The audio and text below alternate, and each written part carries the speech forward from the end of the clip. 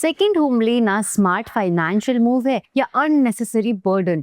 अगर second home लेने का सोच रहे हो तो ये वीडियो एंड तक जरूर देखना। Hello and welcome to things to care, powered by nobrokerage.com, a registered trademark platform where you can buy properties with no brokerage and no subscription fees.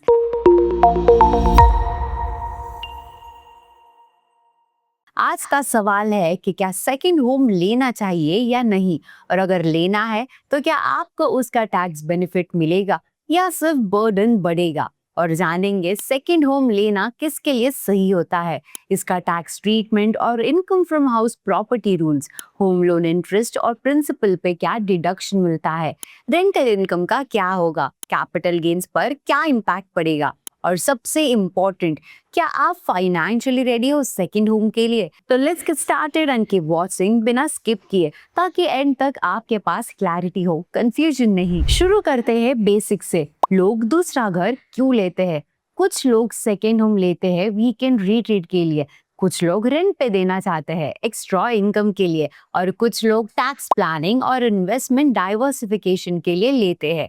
लेकिन सबका मोटिव अलग होता है और इसीलिए हर एक के लिए स्ट्रैटेजी भी अलग होनी चाहिए। लेकिन सोचने वाली बात यह है, आपका मोटिव क्या है? लग्जरी, रेंटल इनकम या रिटायरमेंट प्लानिंग? ये मोटिव ही डिसाइड करेगा कि सेकंड होम आपके लिए एसेट है या बर्डन। तो चलिए अब देखते हैं टैक्स के एंगल से। इनकम टैक्स एक्ट के अकॉर्डिंग अगर आपके पास दो घर है तो आप फर्स्ट होम को सेल्फ ऑक्यूपाइड डिक्लेयर कर सकते हो और second home deem to be let out माना जाएगा, चाहे आप उसमें रहते हो या नहीं। लेकिन इसका मतलब क्या है? इसका मतलब ये है कि सेकेंड होम पर आपको नोशनल रेंट दिखाना पड़ता है, और चाहे आपको रेंट मिले या ना मिले आपको टैक्स भरना पड़ता है उसकी इनकम के हिसाब से।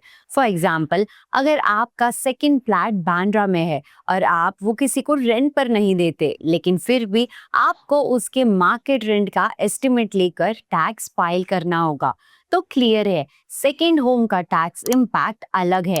चलिए अब इसके आगे देखते हैं अगला important aspect, home loan deductions. अगर आपने सेकेंड होम के लिए लोन लिया है तो आपके लिए गुड न्यूज ये है कि आपको इंटरेस्ट डिडक्शन मिलता है, क्योंकि सेक्शन 24B के अंडर पहले घर के लिए 2 लाख तक का इंटरेस्ट डिडक्शन मिलता है और सेकेंड होम के लिए पूरा इंटरेस्ट क्लेम कर सकते हो विदाउट एनी लिमिट। लेकिन ध्यान रहे, ये बेनिफिट सिर्फ तब है जब सेकेंड होम लेट आउट हो या deem to be let out हो।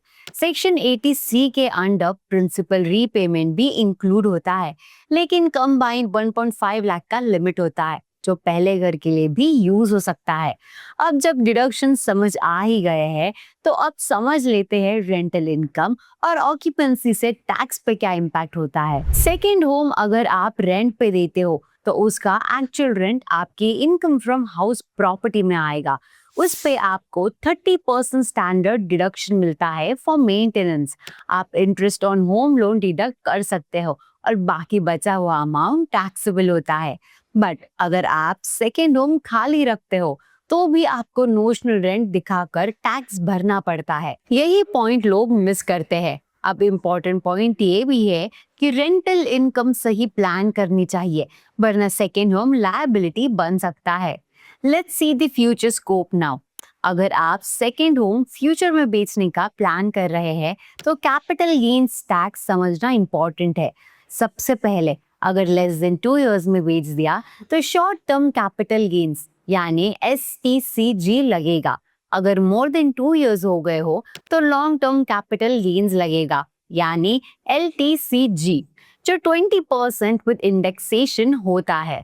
लेकिन एक बेनिफिट है, सेक्शन 54F के अंडर अगर आप LTCG री इन्वेस्ट करते हो किसी रेसिडेंशियल प्रॉपर्टी में विद इन 2 इयर्स तो टैक्स एग्जेम्पशन मिल सकता है। ये काफी यूजफुल क्लॉज है, लेकिन कंडीशंस प्रॉपरली समझनी होती है।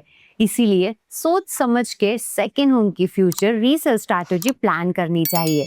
अब बात करते हैं सबसे इंटरेस्टिंग पॉइंट की, कैसे आप अपनी सेकेंड प्रॉपर्टी को प्रॉफिट मेकिंग एसेट बना सकते हो। सेकेंड होम को सिर्फ एक्सपेंस नहीं, एक अपॉर्चुनिटी की तरह देखिए। कुछ स्मार्ट स्ट्रैटेजीज फॉलो करके आप अपना रिटर्न मैक्सिमाइज कर सकते हैं। Location based planning, choose a micro market जहाँ रेंटल यील्ड स्ट्रॉन्ग हो, जैसे जॉब हब्स, एजुकेशन क्लस्टर्स या tourist zones, rented strategically, long term tenants या कॉर्पोरेट लीजेस चूज करके आपको स्टेडी इनकम मिल सकती है। Use as short stay asset, vacation rental या सर्विस अपार्टमेंट मॉडल में कन्वर्ट करके आप हायर आरओआई पा सकते हैं। जॉइंट ओनरशिप, अगर स्पाउस के साथ जॉइंटली लेते हैं तो टैक्स बेनिफिट दोनों क्लेम कर सकते हैं, इंटरेस्ट और प्रिंसिपल दोनों पे। फ्यूचर रीसेल एंगल, लोकेशन और कनेक्टिविटी ऐसे सिलेक्ट करें जहां अप्रिसिएशन पोटेंशियल स्ट्रांग हो, क्योंकि सेकेंड होम का बेस्ट बेनिफिट तब मिलता है जब वो लाइफस्टाइल और रिटर्न दोनों दे। लेकिन अगर आप ये सब प्लान नहीं करते तो सेकेंड होम बेनिफिट के बजाय टैक्स लायबिलिटी बन सकता है। Now let's take a look at when second home can become a burden. हर इन्वेस्टमेंट के साथ रिस्पॉन्सिबिलिटी भी आती है। अगर आपका सेकेंड होम वेकेंट है, ईएमआई चल रहा है और मेंटेनेंस फिक्स्ड है, तो वो आपके एनुअल फाइनेंसेस पे प्रेशर क्रिएट करता है। दूसरी तरफ अगर आपका टैक्स प्लानिंग और रेंटल स्ट्रैटेजी अलाइंड है, तो ये प्रॉपर्टी एक वेल्थ क्रिएटिंग टूल बन जाती है। यानी प्रॉपर्टी सेम है, रिजल्ट प्लानिंग पे डिपेंड करता है। तो चलिए अब एक सिंपल चेकलिस्ट देखते हैं जो आपका सेकेंड होम डिसीजन स्मार्ट और स्ट्रेस फ्री बनाने में हेल्प करेगी। लोन एलिजिबिलिटी, पहले अपनी रीपेमेंट कैपेसिटी और long term EMI plan analyse करें। टैक्स कंसल्टेशन, एक सीए से अपना केस डिस्कस करें ताकि रियल टैक्स बेनिफिट समझ सके। यूसेज प्लान डिसाइड करें, इन्वेस्टमेंट के लिए, सेल्फ यूज के लिए या रेंटल पर्पस के लिए। Maintenance and holding cost, annual charges का एस्टिमेट लेके डिसीजन फाइनलाइज करें। लीगल वेरिफिकेशन, टाइटल क्लियर और अप्रूवल्स वेरीफाइड होने चाहिए। फ्यूचर टैक्स कंप्लायंस के लिए ये मैंडेटरी होता है। अब अगर आप ये चेकलिस्ट फॉलो करते हैं तो सेकेंड होम आपके लिए टैक्स बर्डन नहीं, लॉन्ग टर्म रिवॉर्ड बन सकता है। तो दोस्तों, सेकेंड होम लेना एक्साइटिंग लगता है, लेकिन जब तक आपका मोटिव क्लियर नहीं होगा और आपका टैक्स और कैश फ्लो प्रॉपर्ली प्लान नहीं होगा, ये डिसीजन एक बर्डन बन सकता है। अब कमेंट्स में आप बताएं कि क्या आप सेकेंड होम लेने का प्लान कर रहे हैं और क्या इस वीडियो ने आपको थोड़ी सी क्लैरिटी दी।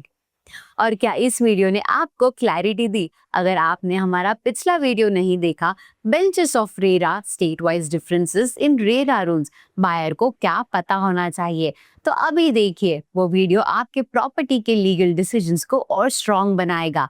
अगर वीडियो इन्फॉर्मेटिव लगा हो तो लाइक और शेयर जरूर करें और ऐसे ही ऑथेंटिक रियल एस्टेट इनसाइट्स के लिए सब्सक्राइब करें nobrokerage.com के ऑफिशियल यूट्यूब चैनल को। और हाँ, बेल आइकन दबाना ना भूले ताकि हर नया अपडेट आप तक सबसे पहले पहुंचे। जुड़े रहिए थिंग्स टू केयर के साथ, जहां हम बात करेंगे एक और टॉपिक पे जो हर होम बायर के लिए इक्वली इम्पोर्टेंट है। मिलते हैं नेक्स्ट वीडियो में।